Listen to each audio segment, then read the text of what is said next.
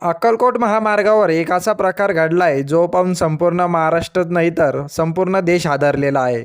तुम्ही अक्कलकोटच्या स्वामी समर्थांच्या दर्शनासाठी येत असाल तर सावधान, तुमच्यासोबतही असं काही घडू शकतं.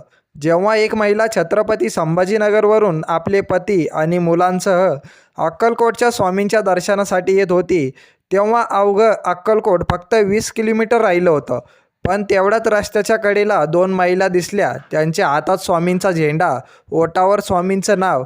त्यानंतर अचानक गाडी थांबवली आणि त्या महिलेने असं काही केलं की या महिलेचा आणि त्याच्या पतीचा काळजाचा ठोका चुकला. सोलापूर अक्कलकोट महामार्गावर दोन महिलांनी त्या कुटुंबासोबत असं काही केलं की ज्यामुळे संपूर्ण महाराष्ट्र आता घाबरलेला आहे. देवाच्या नावाखाली अशा प्रकारचा जो धक्कादायक प्रसंग आहे तो पाहून सर्व भावी भक्त आता घाबरू लागलेले आहेत. मग काय घडलं होतं त्या दिवशी? रस्त्यावर उभ्या असणाऱ्या त्या दोन महिलांनी ज्यांच्या हातात स्वामींचा झेंडा आणि तोंडात स्वामींचं नाव, आणि त्यांनी अचानक गाडी आडून नेमकं असं काय केलं की ज्यामुळे संपूर्ण महाराष्ट्र हाय अलर्ट झालेला आहे. चला बघूया या प्रकरणाचा संपूर्ण सविस्तर रिपोर्ट. एक राधिका नावाची महिला आणि तिचा नवरा आणि त्यांच्यासोबत दोन मुलं बाळं हे सकाळी छत्रपती संभाजीनगरमधून श्री स्वामी समर्थांच्या दर्शनासाठी निघाले होते. घरून सकाळी 4 वाजता निघाले. त्यांच्याकडं एक 4 व्हीलर कारसुद्धा होती. त्या कारमध्ये ते अक्कलकोटमध्ये जाण्यासाठी श्री स्वामी समर्थांच्या दर्शनासाठी निघाले होते. अवघ्या काही तासातच समोर जात गेले. बीड बासपाईच्या रस्त्यानं जात होते. अगदी त्यांच्या मनामध्ये श्री स्वामी समर्थांचं दर्शन होणार आहे, आज आपण स्वामींचं दर्शन घेणार आहोत, अगदी आनंदाने ते जात होते. मागं मुले बाळंसुद्धा एन्जॉय करत होते. ते सुद्धा रस्त्यानं जात होते. रस्त्यानं त्यांना काही लोक दिसत होते. दिंडी वगैरे निघलेली होती. काही लोक वारकरी संप्रदायाचे लोक हातामध्ये भगवा झेंडा घेऊन, मुखामध्ये श्री विठ्ठलांचं नाव घेऊन ते सुद्धा पंढरपूरच्या दिशेने चालले होते. पण मात्र आता काही समोर जात असताना त्यांना माहिती नव्हतं की आपल्यासोबत असं काही घडणार आहे की त्यामुळे संपूर्ण महाराष्ट्र हादरणार आहे. ते असे समोर जात गेले आणि त्याच्यानंतर अवघं अक्कलकोट फक्त 100 किलोमीटर राहिलं होतं. तेव्हा त्यांना थोडीशी भूक लागली म्हणून ते हॉटेलवरती जेवण्यासाठी थांबले होते. नंतर त्यांनी जेवण वगैरे केलं आणि ते समोर चालत गेले. नंतर थोडं अवघं काही पुढं जात असताना 2-3 तासानंतर अवघं अक्कलकोट फक्त 20 किलोमीटर राहिलं होतं. 20 किलोमीटर राहिल्यानंतर दोन महिलांनी त्यांना हात केला. त्यांना वाटलं आता ही मदतीची गरज आहे, यांना मदतीची गरज आहे म्हणून ते गाडी थांबवण्यासाठी गेले. मात्र गाडी स्पीडमध्ये होती तर ते पुढं चालले गेले. मात्र अजून थोडंसं पुढे गेल्यानंतर अजून 2 महिला त्यांना दिसल्या, जे मदतीसाठी आपल्याला थांबवत आहेत असं त्यांना वाटलं. त्या 2 महिलांच्या हातामध्ये श्री स्वामी समर्थांचा झेंडा होता.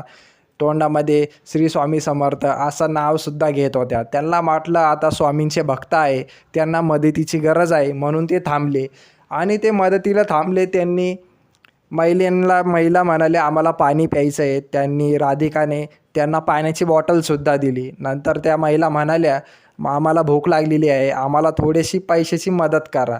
नंतर यांनी त्यांना 200 रुपयेसुद्धा दिले. मात्र त्या महिला जास्त पैसा मागत होत्या, पण यांनी म्हणले नाही आमच्याकडं 200 रुपये आहे, आम्ही 200 रुपये देतो. त्यांनी 200 रुपये दिले आणि ते पुढं चालायला लागले. राधिका आणि त्यांची गाडी घेऊन पुढं चालायला लागले. त्यांना खुशी होती की त्यांनी एक भक्तांची मदत केलेली आहे. पण राधिकाने जस्ट मागं वळून पाहिलं आणि बघितलं की ते अजून दुसऱ्या गाड्यासुद्धा थांबवत आहेत. राधिकाला वाटलं आपण तर यांची मदत केलेली आहे, मग हे अजून का पैसे मागतायत. नंतर राधिकाला समजलं की हे भक्तीच्या नावावर, स्वामींच्या नावावरती लोकांकडून पैसे लुटत आहेत.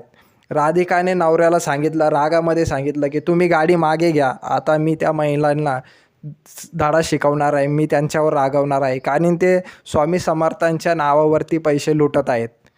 मग महिलांनी त्याच्या नवऱ्याने गाडी मागं पलटून घेतली. त्या महिलांनी राधिका खाली उतरली आणि त्यांना रागात बोलायला लागली की तुम्ही स्वामींच्या नावावर पैसे मागताय, लोक तुम्हाला मदत करताय, तुम्हाला भूक लागलेली आहे म्हणून. पण मात्र त्या महिलांना असा रागामध्ये बोलल्यामुळे त्या दोन्ही महिला घाबरल्या आणि पळायला लागल्या. तेव्हाच त्यांना समजलं की राधिका मनातल्या मनात म्हणायला लागली की आपण साधी मदत करायला जातो स्वामी समर्थांच्या नावावर, पण हे भक्तीच्या नावावर पैसे लुटताय.